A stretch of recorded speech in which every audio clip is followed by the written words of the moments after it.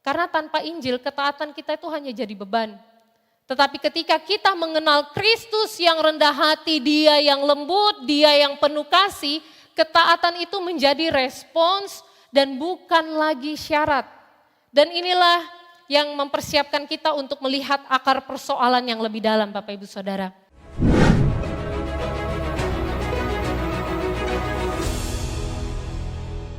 Ya, shalom Bapak Ibu Saudara yang dikasihi Tuhan. Ya, drama tadi luar biasa ya Bapak Ibu. Aktingnya bagus, musiknya dapat, dan jujur Bapak Ibu, emosinya itu loh. Siapakah tadi itu pemerannya? Ya. Nah Bapak Ibu, tadi kita melihat seorang ahli Taurat. Secara penampilan, wow.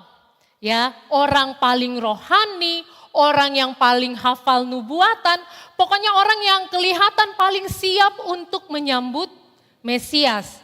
Nah Bapak Ibu, tapi bagian yang bikin hati kita terganggu itu adalah dia tahu Mesias lahir di Bethlehem, tapi dia tidak pergi atau tidak datang. Dan mungkin kita juga mulai berpikir dan bertanya Bapak Ibu, loh kok bisa ya? Dia seorang ahli Taurat yang tahu banyak tapi tidak datang mendekat. Dan bagian yang paling menampar kita tadi kalau Bapak Ibu lihat kata-kata terakhir dalam tampilan di depan, ahli Taurat mungkin tidak menolak Tuhan, tetapi mencoba mengatur Tuhan sesuai dengan ekspektasinya sendiri. Nah Bapak Ibu Saudara, pelan-pelan kita sadar seringkali masalahnya kita itu bukan kita menolak Tuhan, tetapi kita ingin Tuhan itu mengikuti rencana kita atau rencana saya. Dan hari ini Bapak Ibu Saudara, melalui firman Tuhan kita mau melihat dan merenungkan satu pertanyaan penting. Mengapa orang yang paling banyak tahu tentang Tuhan justru tidak datang menyembah Tuhan? Dan apakah mungkin hal yang sama itu terjadi pada kita? Nah hari ini Bapak Ibu, firman Tuhan akan menolong kita melihat diri bukan sebagai gembala, bukan sebagai orang Majus, tetapi sebagai ahli Taurat. Nah Bapak Ibu Saudara, yang pertama kita akan melihat pengetahuan tanpa ketaatan itu menghasilkan kekosongan rohani. Nah mari kita kembali sedikit pada narasi Alkitab. Kalau kita melihat Matius 2 Bapak Ibu, itu bukan dimulai dari kandang yang penuh cahaya, tapi dimulai dari istana yang gelisah. Ya, orang Majus datang dari timur, mereka menempuh perjalanan yang begitu panjang. Bukan untuk wisata rohani, tetapi dengan satu tujuan. Mungkin bisa bantu memberikan gambaran ya. Oke, nah dengan satu tujuan Bapak Ibu, di manakah dia raja orang Yahudi yang baru dilahirkan? Sebab kami telah melihat bintangnya dan kami datang untuk menyembah dia. Nah Bapak Ibu Saudara, saya mau mengajak kita melihat respons yang terjadi itu sangat kontras. Bagaimana Herodes? Herodes panik Bapak Ibu. Bukan karena dia mengasihi Mesias, tapi karena ia takut kehilangan apa? Posisi, dia takut kehilangan kuasa, dia takut kehilangan kenyamanan. Dan bagaimana dengan Yerusalem pada hari itu? Yerusalem gempar. Ya bukan karena mereka menantikan Mesias, tetapi karena mereka takut terjadi perubahan. Kemudian Bapak Ibu, Herodes memanggil semua imam dan ahli Taurat. Dan pertanyaannya sangat sederhana. Ya, di mana Mesias yang akan dilahirkan? Dan tanpa perlu konsultasi, tanpa perlu perpustakaan, tanpa perlu bertanya pada ChatGPT, ahli Taurat langsung menjawab dengan tepat Bapak Ibu. Di Bethlehem di tanah Yudea, dan mereka mengutip Mika 5 ayat 2 itu dengan sangat tepat dan sempurna. Mereka tahu jawabannya, tapi mereka tidak bergerak. Nah Bapak Ibu Saudara, di bagian ini kita melihat kontras yang sangat tajam. Orang Majus datang dari jauh menempuh perjalanan panjang hanya untuk menyembah Kristus. Tetapi ahli Taurat, orang yang paling tahu kitab suci, namun mereka tidak datang untuk mendekat. Nah Bapak Ibu, kita dapat memiliki banyak informasi rohani tanpa mengalami Kristus. Dan ini realitas hati manusia. Kita bisa sangat dekat dengan teks, tetapi kita jauh dari penyembahan, kita bisa begitu banyak tahu tetapi tidak datang kepada Kristus. Nah Bapak Ibu, bukan karena kita jahat atau kita sengaja menolak, tetapi karena hati kita itu sering memilih bagian kebenaran yang paling nyaman buat kita. Nah Bapak Ibu, seperti yang dikatakan Tozer, ya, tragedinya adalah kita bisa begitu terbiasa dengan kebenaran sampai kebenaran itu tidak lagi menggerakkan kita. Dan tepat Bapak Ibu, disinilah tragedi rohani itu muncul. Ya, ahli Taurat tidak salah informasi, yang salah adalah respons hatinya. Mereka tahu Mesias, mereka tidak mencari. Mereka hafal nubuatan tapi mereka tidak mendekat kepada kehendak Allah. Mereka mengajar untuk orang mencari Tuhan tetapi mereka sendiri tidak datang kepada Tuhan. Nah Bapak Ibu, mungkin kalau zaman sekarang ya, kalau kita membayangkan ahli Taurat, ya kalau mereka berkhotbah jemaat bisa bilang, wah mantap, bagus sekali khotbahnya. Tapi Tuhan bisa saja lihat hati dan katakan, iya khotbahmu bagus. Tapi kau enggak datang sama saya, kau enggak dekat dengan saya. Dan disinilah Bapak Ibu Saudara, kita harus bercermin. Ya kadang kita juga seperti itu. Kita bisa hafal ayat, kita selama khotbah-khotbah kita semua kita catat. Tapi aplikasi rohani itu lupa untuk dijalankan.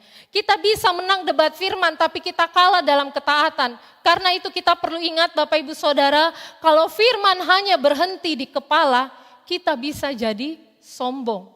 Kalau firman itu sampai ke hati kita, kita jadi taat. Kalau firman sampai pada kaki, kita jadi penyembah. Maka firman tidak lengkap sampai kita itu sujud menyembah kepada Yesus. Nah Bapak Ibu Saudara, pertanyaannya bukan ahli Taurat kok bisa begitu ya. Mereka tahu banyak. Pertanyaannya adalah apakah mungkin hal yang sama itu terjadi juga pada kita. Karena masalahnya itu bukan sekedar malas, masalahnya bukan sekedar sibuk, masalahnya bukan sekedar kurang rohani. Akar masalahnya itu lebih dalam daripada itu. Nah setelah kita melihat betapa ahli Taurat tahu banyak tetapi tidak datang, muncul pertanyaan besar yang perlu kita renungkan bersama. Bagaimana mungkin seseorang yang begitu rohani tetapi begitu jauh dari Tuhan? Nah kalau kita hanya berhenti pada kesimpulan ahli Taurat malas, ahli Taurat itu sombong, ya kita tidak menyentuh inti masalahnya Bapak Ibu Saudara. Karena akar masalahnya lebih dalam dari sekedar kesombongan atau kemalasan. Sekali lagi mereka tidak membenci Tuhan, mereka tidak anti ibadah dan tidak menolak Mesias secara terang-terangan. Karena kalau ditanya, apa percaya Mesias? Oh iya tentu percaya. Apa mereka rindu Mesias datang? Mereka pasti menjawab sudah pasti. Tapi di level hati mereka, Tuhan boleh datang asal sesuai cara saya. Jadi persoalannya Bapak Ibu Saudara bukan sekedar percaya atau tidak percaya, melainkan soal siapa yang berdaulat. Ya, bukan saya tidak percaya Tuhan, tapi Tuhan itu harus bekerja sesuai dengan cara saya. Dan disinilah kita masuk ke inti berikutnya Bapak Ibu. Yang disaksikan bukan hanya oleh drama tadi, tapi oleh seluruh kesaksian Alkitab. Nah Bapak Ibu, yang kedua, masalah ahli Taurat itu bukan menolak Tuhan tapi mengatur Tuhan. Ahli Taurat sekali lagi tidak menolak Mesias, mereka hanya menolak cara Mesias itu datang. Mereka percaya tapi tidak mau tunduk dan seringkali Bapak Ibu Saudara itu juga menjadi pergumulan dan permasalahan kita. Kita melihat Matius pasal 2 ayat 4, mereka tahu tetapi tidak bergerak. Maka ia memanggil semua ahli Taurat dan bertanya kepada mereka, di mana Mesias yang akan dilahirkan? Nah Bapak Ibu Saudara, dalam bahasa aslinya kalau kita lihat konstruksi kalimatnya ini menunjukkan pengetahuan yang langsung. Mereka tahu jawabannya tanpa mereka harus berpikir lama. Namun Bapak Ibu, pengetahuan itu tidak mereka ikuti dengan tindakan. Herodes panik, Yerusalem gempar, orang Majus berjalan cukup jauh, tetapi ahli Taurat mereka tidak bertanya balik, ya, tidak menyelidiki lebih lanjut. Mereka tidak ikut ke Bethlehem. Dan ini menunjukkan bahwa ketumpulan rohani. Ya, tahu kebenaran tetapi tidak digerakkan oleh kebenaran. Dan pasifnya hati mereka membuat langkah mereka itu menjadi berhenti. Tetapi lebih berbahaya lagi Bapak Ibu Saudara, pasifnya hati itu membuat firman yang mereka sampaikan itu menjadi terpotong. Dan dari sini kita melihat pada teks berikutnya, Matius 2 ayat 5 sampai ayat 6. Mereka mengutip 5 ayat 2 tetapi memotong esensinya. Mereka berkata kepadanya, di Bethlehem, di tanah Yudea, karena demikianlah ada tertulis dalam kitab Nabi, dan engkau Bethlehem, tanah Yehuda, engkau sekali-kali bukan yang terkecil di antara mereka yang memerintah Yehuda, karena daripadamulah akan bangkit seorang pemimpin yang akan mengembalakan umatku Israel. Nah Bapak Ibu Saudara, ketika mengutip Mika 5 ayat 2, ahli Taurat itu hanya menonjolkan bagian kemuliaan Mesias, bagian yang cocok dengan ekspektasi mereka. Daripadamu akan bangkit seorang pemimpin yang menggembalakan umatku. Namun mereka tidak menyoroti aspek yang lain yang sama pentingnya. Ya, Mesias datang dalam kerendahan, Mesias akan menderita, Mesias tidak tampil dengan kemegahan politik seperti yang mereka bayangkan. Artinya apa Bapak Ibu Saudara? Mereka memilih bagian nubuatan yang sesuai dengan gambaran Mesias versi mereka. Mereka tidak menolak firman, tetapi memilih-milih kebenaran yang selaras dengan keinginan mereka sendiri. Dan perlu kita ingat Bapak Ibu, bukan ahli Taurat itu sengaja berbohong, tidak ya. Melainkan kecenderungan manusia itu untuk memilih potongan kebenaran yang paling nyaman bagi hatinya. Nah Bapak Ibu, di sini kita melihat sebuah realitas yang sangat manusiawi ya. Seseorang bisa begitu banyak tahu tentang firman Tuhan, bahkan mengutipnya dengan tepat, tetapi tetap tidak datang kepada Kristus. Itu bisa saja terjadi. Mereka tidak jahat, mereka juga tidak sengaja menipu. Mereka hanya terjebak dalam potongan kebenaran yang membuat mereka itu merasa nyaman. Dan bukankah itu juga sering terjadi pada kita? Ya, kita bisa dekat dengan teks, tapi sekali lagi mungkin kita jauh dari ketaatan. Dekat dengan informasi tetapi jauh dari penyembahan. Nah Bapak Ibu, disinilah masalah itu mencapai puncaknya. Mari kita lihat Yohanes 1 ayat 1 sampai 11. Penolakan itu bukan karena mereka tidak tahu, tetapi karena tidak cocok.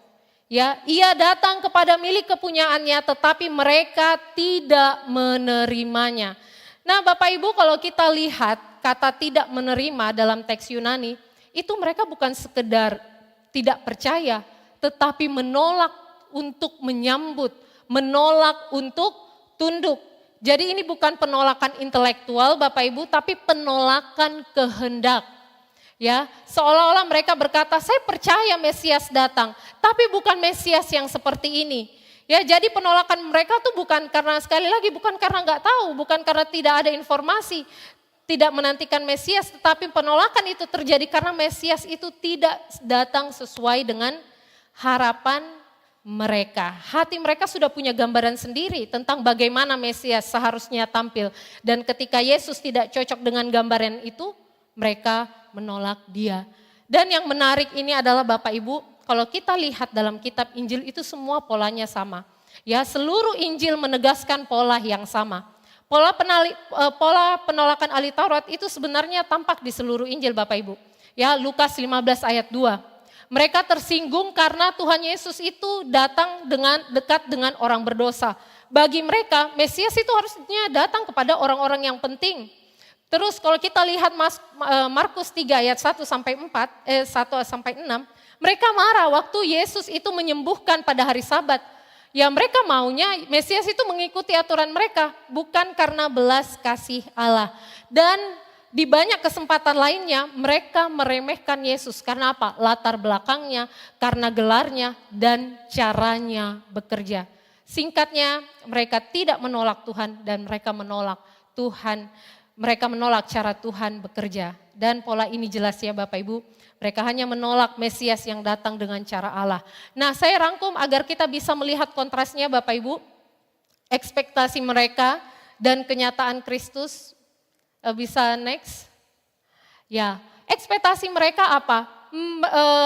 Mesias itu lahir di istana. Keturunan keluarga yang terpandang, datang untuk memuliakan Israel, dekat dengan orang penting. Tapi kenyataannya lahir di kandang, anak tukang kayu, datang untuk memanggil pertobatan, dekat dengan orang berdosa dan tersisi. Nah Bapak Ibu Saudara, dan kita pun sering seperti itu. Ya, Tuhan pakai aku, tapi jangan minta aku mengampuni orang itu, terlalu sakit Tuhan.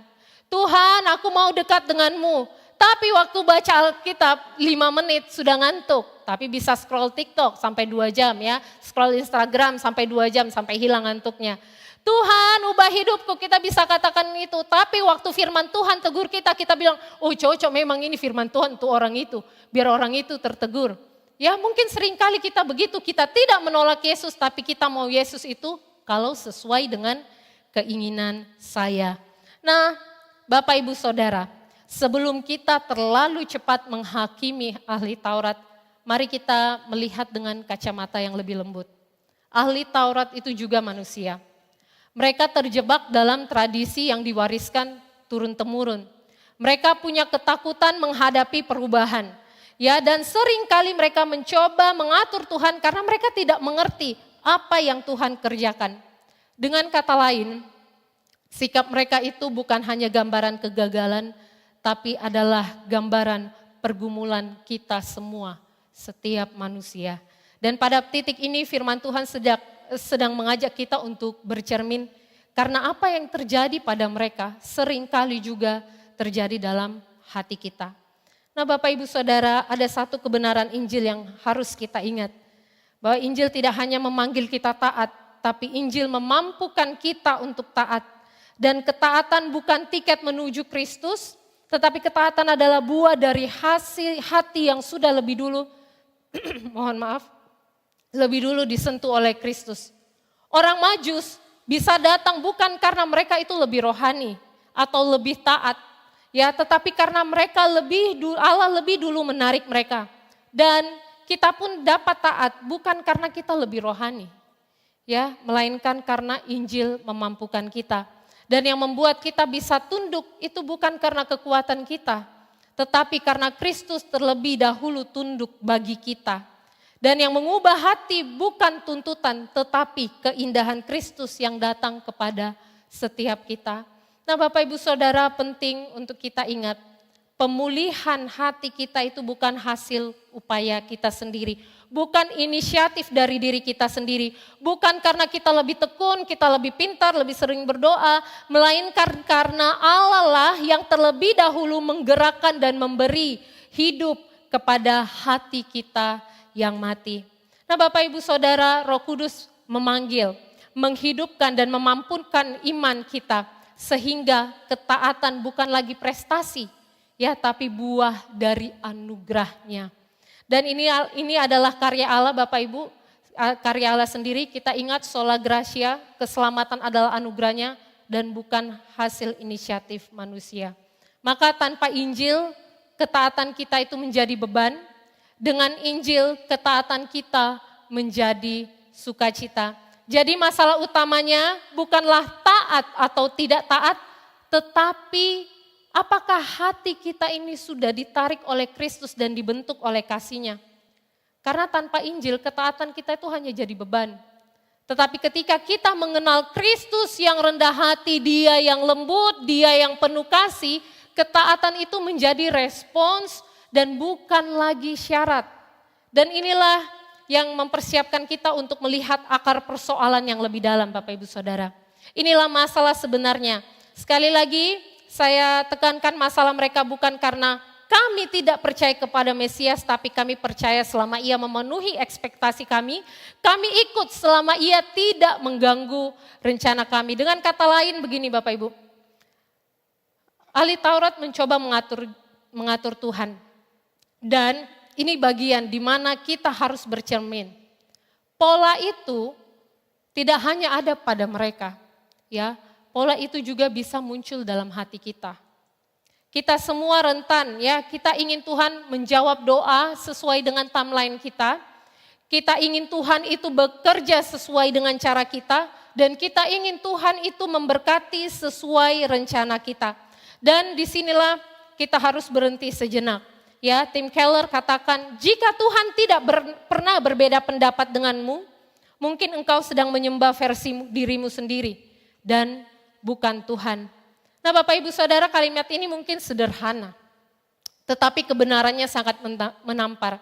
Jika setiap kali kita datang kepada Tuhan, Tuhan selalu setuju, Dia tidak pernah menegur, Dia tidak pernah mengoreksi kita, Dia tidak pernah meminta kita berubah, maka yang kita sembah sebenarnya bukan Tuhan, tetapi diri kita sendiri. Dan bukan berarti Tuhan selalu menegur kita setiap hari, tetapi hidup iman yang sehat adalah hidup yang memberi ruang bagi Tuhan untuk berkata, aku tidak setuju dengan itu. Dan inilah penyakit rohani yang dialami ahli Taurat Bapak Ibu.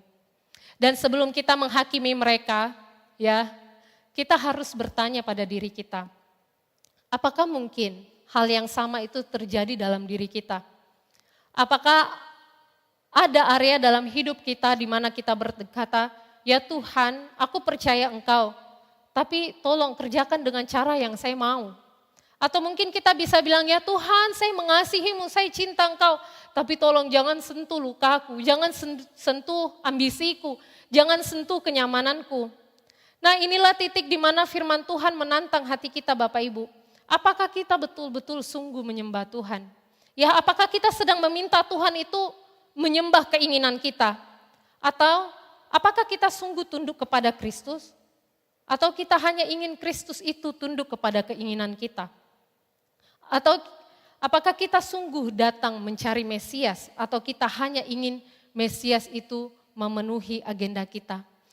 Nah Bapak Ibu jemaat yang dikasihi Tuhan, setelah melihat Taurat yang tidak menolak Tuhan, tetapi hanya mau Tuhan versi mereka, muncul satu pertanyaan penting lagi.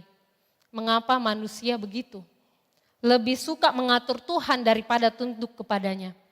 Bagaimana mungkin seorang yang begitu tahu banyak tentang Allah justru tidak datang mendekat? Sekali lagi ini bukan soal perilaku, bukan hanya sekedar soal karakter atau tradisi rohani, ini lebih dalam daripada itu. Dan untuk melihat akar persoalannya Bapak Ibu Saudara, kita perlu melihat kisah seluruh Alkitab, bukan hanya cerita Natal. Ketika kita melihat kisah Natal melalui 4 tahap besar karya Allah, ya penciptaan, kejatuhan, penebusan, dan pemulihan, kita mulai mengerti mengapa ahli Taurat itu bisa begitu rohani tetapi tidak mendekat kepada Kristus. Dan mengapa hari ini pun sering mengatur Tuhan. Ini bukan hanya masalah 2000 tahun yang lalu, ini masalah hati manusia sampai sekarang. Dan Natal adalah jawaban Allah atas masalah terdalam itu. Nah Bapak Ibu mari kita melihat di penciptaan. Manusia itu diciptakan untuk tunduk dan dekat kepada Allah. Sejak awal Allah itu menciptakan manusia itu untuk hidup dekat dan tunduk kepadanya. Tapi manusia memilih untuk apa? Mengambil kendali. Dari situlah lahir hati yang tahu tentang Allah tetapi tidak mau tunduk kepada Allah. Dan kita masuk dalam kejatuhan, keinginan mengatur Tuhan itu masuk ke dalam hati manusia. Saat manusia memutuskan, menentukan sendiri apa yang baik dan jahat, hubungan itu menjadi rusak. Kejatuhan bukan hanya soal melanggar aturan tetapi perubahan posisi hati. Ya bukan lagi Tuhan pimpin aku, melainkan Tuhan ikuti aku. Dan itulah kejatuhan. Dan kecenderungan inilah yang membuat ahli Taurat itu tahu banyak tetapi tidak datang kepada Kristus. Nah tapi Bapak Ibu kita melihat penebusan. Allah datang karena kita tidak bisa mendekat. Kalau kisah itu hanya berhenti di kejatuhan, semua selesai. Habislah kita Bapak Ibu Saudara. Manusia tidak bisa kembali kepada Allah. Maka Allah datang kepada manusia. Dan itulah makna Natal. Yesus lahir bukan karena kita cari Dia, tetapi karena kita tidak mampu mencari Dia. Dan lebih daripada itu Bapak Ibu, ketika Kristus datang, Ia tidak sekedar memberi contoh, tapi Ia menjalankan karya penebusan yang menyelamatkan, dan kita menyadari ketidakmampuan kita, ya. Tanpa karya Kristus tidak ada yang bisa berbalik kepada Kristus. Justru karena kasih dan inisiatifnya, Roh Kudus bekerja dalam hati kita sehingga kita dapat percaya. Kita dapat menolong kita untuk bertobat. Dengan kata lain, keselamatan dan kemampuan untuk taat adalah karunia Allah. Sekali lagi Bapak Ibu, itu adalah karunia Allah dan bukan hasil kerja kita terlebih dahulu. Dan karya penebusan Kristus bukan hanya mengubah status kita di hadapan Allah, tetapi juga mengubah orientasi hati kita sehingga ketaatan itu menjadi buah iman yang hidup. Dan kita masuk dalam pemulihan. Kristus memulihkan kita untuk tunduk kembali kepada Allah. Penebusan itu bukan ujung cerita. Proses pemulihan itu berjalan karena karya Allah di dalam kita. Kita diajak untuk tunduk bukan karena kita sudah cukup kuat. Ya, tetapi karena Roh itu bekerja di dalam hati kita, memberikan kita keinginan dan kemampuan untuk hidup bagi Kristus. Dengan kata lain, kita itu dipanggil untuk menanggapi, untuk bertobat dan taat. Tetapi sekali lagi, inisiatif dan kemampuan itu berasal dari Allah yang bekerja dalam diri kita. Sekali lagi Bapak Ibu, kita tidak ada andil apapun di dalam itu. Kristus tidak hanya mengubah status kita, tetapi memulihkan hati kita dari mengatur Tuhan menjadi tunduk kepada Tuhan, dari tahu banyak menjadi datang menyembah kepadanya. Dan inilah tujuan Natal, memulihkan manusia menjadi penyembah yang hidup dalam pimpinan Allah. Dari mengatur Tuhan menjadi penyembah Tuhan, dari agama menjadi hubungan pribadi, dari tahu banyak menjadi datang dan sujud. Dan inilah cerita Natal sebenarnya. Kristus lahir bukan untuk menghias Desember, tetapi untuk memulihkan hati kita semua. Dengan memahami ini Bapak Ibu Saudara, kita sadar bukan hanya ahli Taurat yang mengalami itu, kita pun juga sering jatuh dalam pola yang sama. Namun kabar baiknya, Tuhan tidak berhenti pada kejatuhan. Dia datang untuk menebus kita dan Dia memulihkan kita. Dan sekarang kita dalam perjalanan iman. Kita berada di fase restoration, momen ketika Tuhan memanggil kita untuk hidup dalam ketaatan dan bukan hanya pengetahuan. Dan di titik inilah kita mengerti satu kebenaran penting. Kasih kepada Kristus itu tidak diukur dari seberapa banyak kita tahu, tetapi seberapa kita merespons dengan ketaatan. Itulah sebabnya Spurgeon mengatakan seperti ini. Bukan seberapa banyak yang kita tahu, tetapi seberapa kita taat membuktikan kasih kita kepada Kristus. Bapak Ibu Jemaat Tuhan, ketika kita melihat kembali seluruh kisah Natal dan sikap ahli Taurat, kita menemukan satu pesan yang sangat menyentuh. Ya, bahwa dalam hiruk pikuk hidup, manusia bisa saja merayakan Natal, tetapi mengabaikan Kristus. Ahli Taurat tidak membenci Mesias, mereka hanya tidak menghiraukannya. Mereka sibuk, mereka tahu banyak, mereka religius, tetapi ketika sang anak itu datang, mereka tidak datang menyembah. Dalam hal ini mengajak kita untuk bertanya dengan jujur. Ya, apakah mungkin kita pun sedang merayakan Natal, tetapi tanpa sengaja kita mengabaikan Kristus di tengah perayaan itu.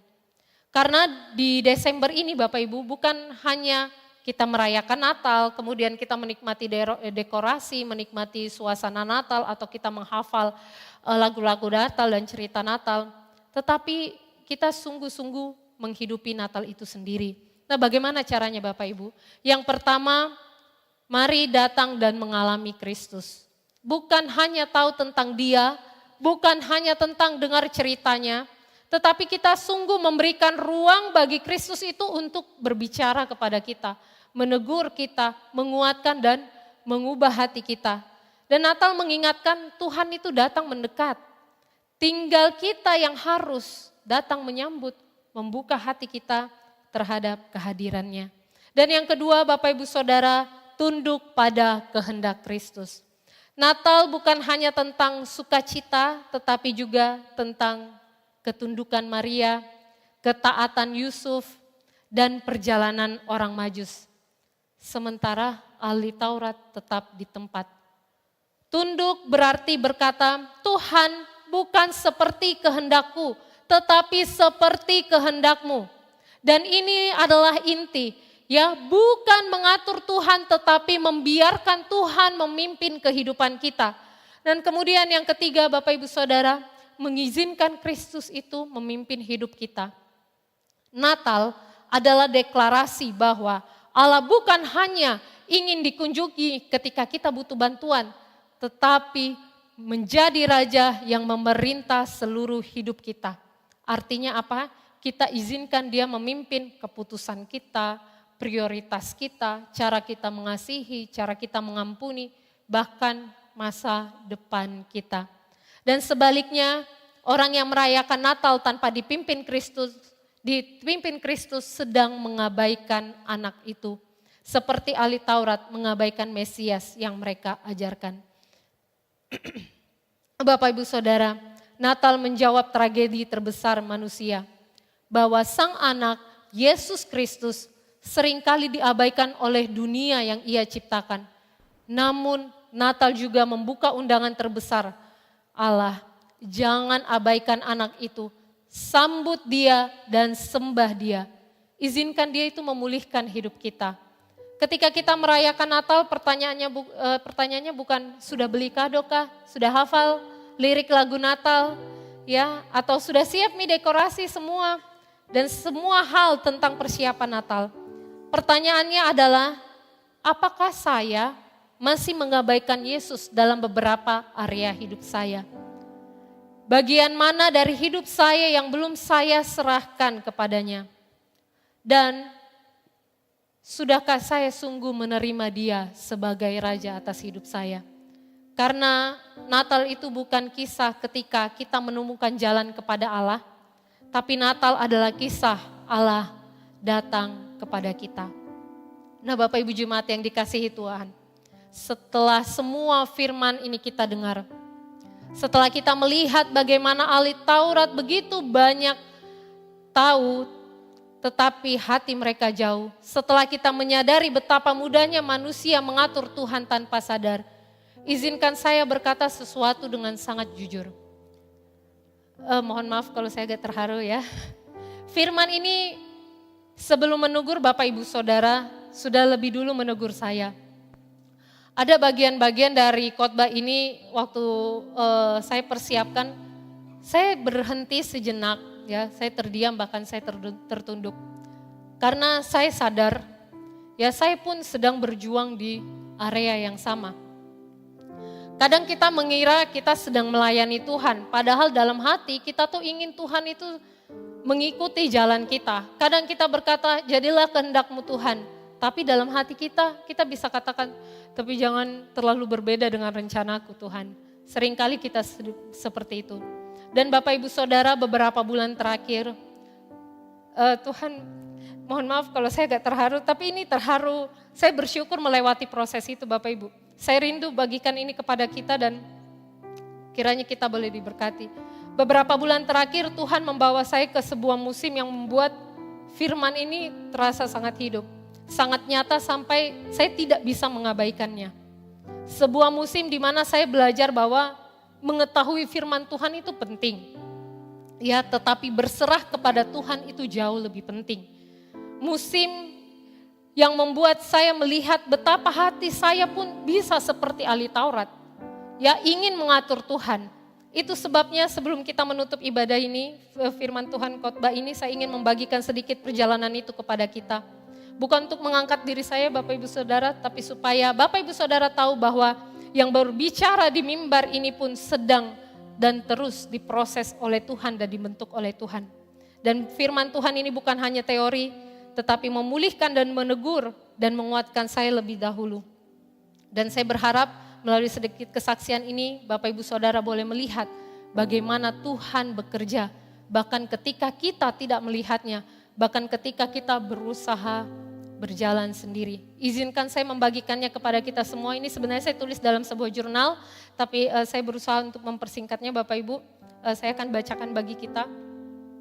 Ada perjalanan-perjalanan tertentu dalam hidup yang hanya Tuhan dan hati kita yang tahu. Perjalanan yang kita simpan rapat karena rasanya terlalu pribadi, terlalu dalam dan terlalu penuh pergumulan. Beberapa bulan terakhir saya menjalani sebuah musim yang seperti itu. musim penantian, musim berharap, musim belajar percaya, sekaligus musim penuh pertarungan dalam hati. Saya sangat merindukan sesuatu, kerinduan yang begitu dalam sampai sulit dijelaskan. Saya berdoa, saya berharap, saya berusaha untuk melakukan yang terbaik.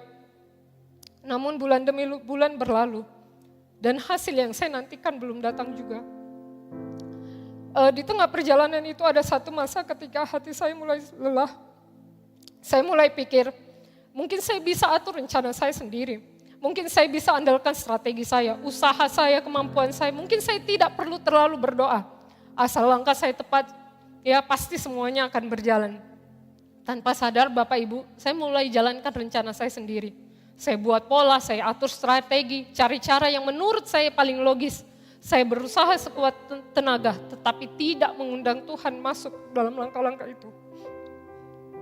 Namun ketika hasilnya tetap seperti yang tidak saya inginkan, saya bersyukur saya tidak dibuang oleh Tuhan karena saya begitu egois. Di sanalah Tuhan menegur saya dengan lembut, bukan dengan kemarahan, tetapi dengan cara yang membuat saya sadar, anakku, usaha tanpa kehadiranku itu hanyalah perjalanan yang melelahkan. Kembalilah padaku. Dan pada saat hari penentuan itu tiba, saya datang dengan hati yang takut, saya takut kecewa, saya takut patah hati, saya takut berharap lagi. Saya bilang kalau ini jawabannya tidak, bagaimana perasaan saya?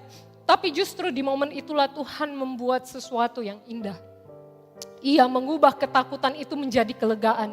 Ia mengubah kegelisahan saya itu menjadi damai. Ia menguatkan saya melalui orang yang ia pakai seakan berkata dengan lembut, aku tidak diam, aku bekerja dan aku ingin engkau berjalan bersamaku, bukan mendahuluiku. Hati yang tadinya ingin menyerah, tiba-tiba mendapat semangat baru. Hati yang tadinya ingin berhenti berharap, tiba-tiba menemukan keberanian untuk percaya lagi. Dan dari pergumulan ini Bapak Ibu Saudara, saya menyadari ketika saya mengatur strategi saya sendiri tanpa Tuhan, yang hilang itu bukan hanya hasil, tetapi damai sejahtera. Dan doa itu bukan jaminan hasil sesuai keinginan saya, tetapi jaminan bahwa hati saya tetap kuat menjalani rencana Tuhan dan menerima apa yang menjadi jawaban Tuhan. Dan Tuhan bekerja bahkan ketika saya mencoba mengambil alih. Dalam semua pergumulan ini, saya belajar melihat Kristus lebih jelas. Kristus yang adalah gembala memimpin langkah saya bahkan saat saya bingung dan takut. Kristus yang berjalan lebih dulu di depan saya dan memahami setiap penantian saya. Kristus yang memberi damai yang tidak bergantung pada hasil. Kristus bekerja dalam diam, seperti disalib ketika dunia melihat seolah tidak ada yang terjadi. Kristus adalah harapan yang tidak mengecewakan, yang tidak pernah salah waktu dan tidak pernah meninggalkan saya. Dan saya yakin itu juga terjadi pada ibu bapak saudara sekalian. Karena itu saya memilih menanti dengan mata yang tertuju kepada Kristus dan bukan pada hasil. Saya memilih berjalan bersamanya bukan mengandalkan kekuatan saya sendiri. Saya memilih untuk menanti dengan mata tertuju kepada Kristus bukan pada hasil. Saya memilih berjalan bersama Dia bukan mengandalkan kekuatan saya sendiri. Saya memilih percaya bahwa Dia yang telah menyerahkan hidupnya bagi saya tidak mungkin meninggalkan saya dalam penantian ini. Perjalanan saya belum selesai. Doa saya juga belum semuanya dijawab. Tapi saya tahu siapa yang berjalan di depan saya. Yaitu Yesus Kristus yang setia, yang mengasihi saya, yang memegang masa depan saya. Ya kiranya Bapak Ibu, firman Tuhan hari ini tidak berlalu begitu saja. Tapi boleh menolong kita, ahli Taurat menjadi cerminan bagi kita. Bagaimana kehidupan kita selama ini dalam menjalani proses pertumbuhan iman bersama-sama dengan Tuhan. Kiranya Tuhan Yesus memberkati. Mari kita berdoa.